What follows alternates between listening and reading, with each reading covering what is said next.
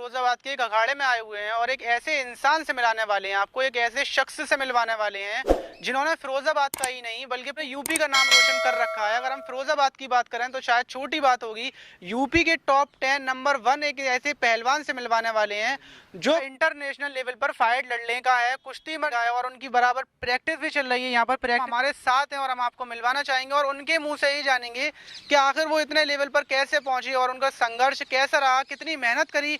और सबसे बड़ी बात, पहलवानों को भी जानना चाहिए, जो लोग कुश्ती के लिए तैयारी कर रहे हैं उनके लिए भी खास वीडियो है ये, और आप लोगों के लिए भी है, क्योंकि एक इंसान जब पहलवान बनता है तो उसकी जो मेहनत होती है वो कुछ घोल कर नहीं पी लेता, उसके लिए बहुत मेहनत करनी पड़ती है और कितनी मेहनत करनी पड़ती है वो जानना बहुत ज़रूरी है हमारे लिए भी और आपके लिए भी। तो हम उनसे ही जानेंगे।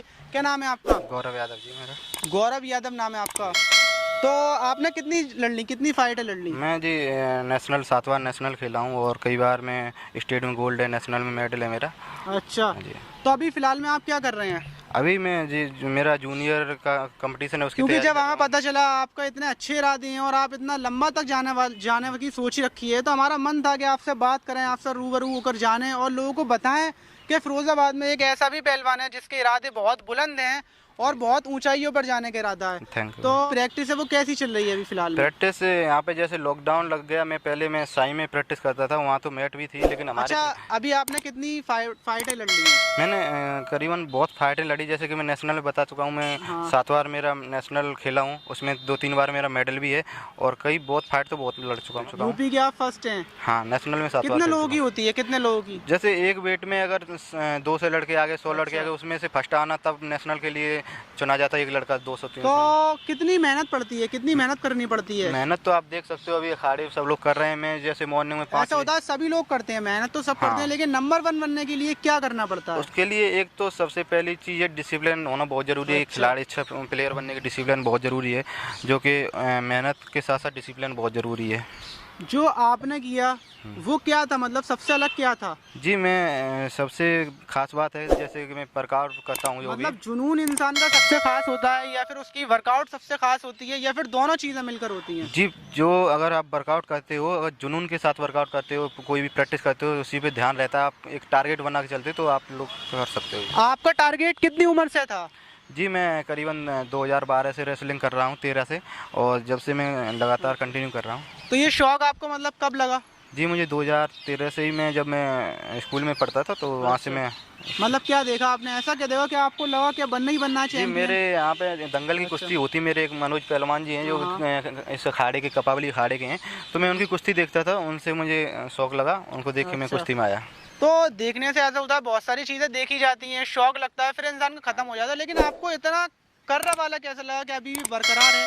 जी, ऐसा है जैसे कि मैं इसमें, मतलब ऐसा लोग आपके पीछे किसका हाथ है ये? मतलब जी, मेरे माँ बाप मुझे बहुत सपोर्ट किए, इसलिए मेरी इस माँ, चीज़ के लिए? जी, मेरी मम्मी मेरे लिए इसके लिए बहुत मेहनत की और मेरे पीछे वही हमेशा बोलती रही कि आप कुछ करना है, कर सकता है, तो मैं इसलिए करता रहा। और जो मैं यहाँ के अखाड़े पे मैं देखता रहता हूँ, बाहर में जब यहाँ से जब मैंने देखा यहाँ मैट नहीं है मिट्टी में करना, तो मैं बाहर गया जब प्रैक्टिस करने के लिए, वहाँ मैंने देखा बड़े बड़े प्लेयर हैं, उनके बीच में रहा, तो मैं फिर मुझे अच्छा लगने लगा और मैं सोचा कि हाँ, मैं भी मेडल जीत सकता हूँ, तो प्रैक्टिस करता हूँ। तो किसको आइडियल मानते हैं आप?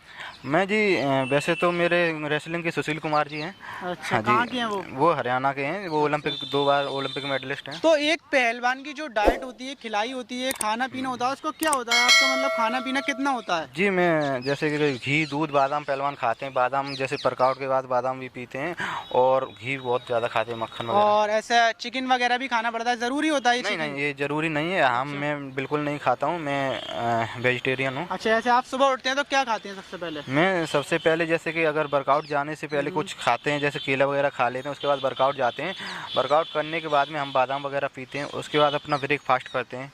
कितनी देर तक चलती है आपकी वर्कआउट?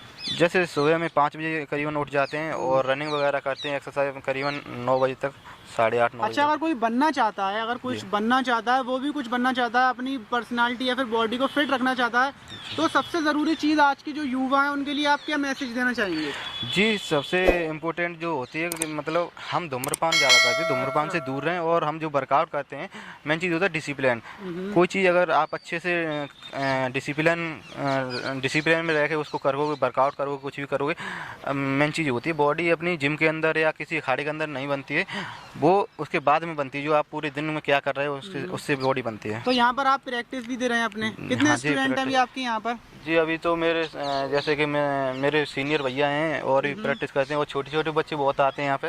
अच्छा। हाँ, तो इनके साथ हमारी प्रैक्टिस हो जाती है, लेकिन यहाँ सुविधा नहीं मिल पा रही ना। अच्छा, सुविधा नहीं मिल रही है, हाँ। मैट की सुविधा नहीं मिल पा रही है, जो बहुत ज़रूरी चीज़ है, क्योंकि जो आप चाहते हैं वो ये नहीं चाहते कि ये लोग रोज़ की कुश्ती लड़ें और रोज़ मतलब जीते, आप इनको ऊंचा ले जाना चाहते हैं कुछ। मैं चाहता हूँ कि हमारा जैसे कि हमने जो देखा है, जो हम बाहर जो गए प्रैक्टिस करने के लिए, वो ये लोग हैं बाहर ना जाएं, यहाँ प्रैक्टिस करें। हम बाहर क्यों जाते हैं, जब हमें सरकार यहाँ हर स्टेट में देखते हैं, हर गांव में मैट होता है, हर जिले में मैट होता है, लेकिन हमारे यहाँ कोई मैट ही नहीं, इस पर गौर नहीं करता कोई भी नेता। अभी जैसे किसी की भी सरकार हो, इस पर कोई ध्यान नहीं देता, खिलाड़ियों के ऊपर कोई ध्यान नहीं देता। सरकार सपोर्ट करे तो यहाँ से बहुत अच्छे अच्छे बच्चे निकलेंगे जो कि आगे देश के लिए खेलेंगे। और बहुत अच्छे अच्छे टैलेंट हैं यहाँ पे, जैसे कि हम जैसे बाहर प्रैक्टिस करते हैं इसलिए यहाँ तक खेलें, अगर हम यहाँ करते रहते तो नहीं खेल पाते। जी।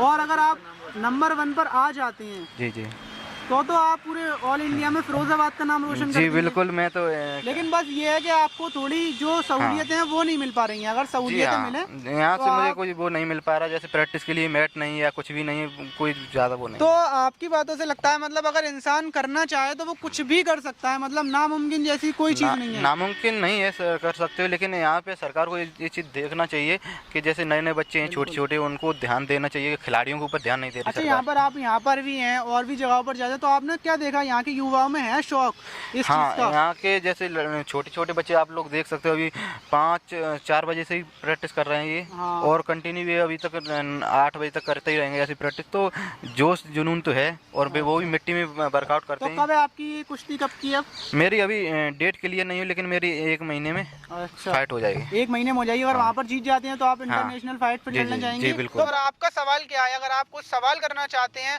तो कर सकते हैं, या फिर आप भी पहलवानी में कोई राय लेना चाहते हैं गौरव यादव जी से तो आप बिल्कुल ले सकते हैं। कमेंट बॉक्स में ज़रूर बताइए SMS कर कर। और ये इनका यहाँ पर ये चल रहा है मैदान है, यहाँ पर ये कुश्ती कर रहे हैं। ये कौन है आपकी? जी, जैसे कि प्रैक्टिस करते हैं सभी भैया हैं हमारे साथ के। अच्छा। अभी ये जैसे मिट्टी में प्रैक्टिस कर रहे हैं, ये बढ़िया प्लेयर हैं अपने वेट में भी वैसे भी, और मिट्टी में अच्छा खेलते हैं। अगर इनके पास सुविधा हो, मैट हो, तो ये बहुत अच्छा कर सकते हैं। मैट पर अगर होंगे फिर तो ये ऊपर लेवल पर जाएंगे, क्योंकि जो कुश्तियाँ होती हैं वो गांव वाली होती हैं, छोटी लेवल के हिसाब से होती हैं, और जो मिट्टी में खेलते हैं वो मिट्टी में ही खेल कर रह जाते हैं, मिट्टी में ही सिमट जाते हैं। हाँ, यही वाली बात देखी है। जी हाँ, अगर मैट पे खेलेंगे तो इनको नौकरी भी मिलेगी आगे चल के, ये हाँ देश के लिए मेडल भी जीतेंगे। अगर मिट्टी में, तो मिट्टी में ये सब नहीं हो पाता है। अच्छा, तो ये सारी चीज़ें थी। आपको क्या लगता है, अगर वीडियो अच्छा लगा हो तो वीडियो को लाइक और चैनल को सब्सक्राइब ज़रूर कीजिएगा।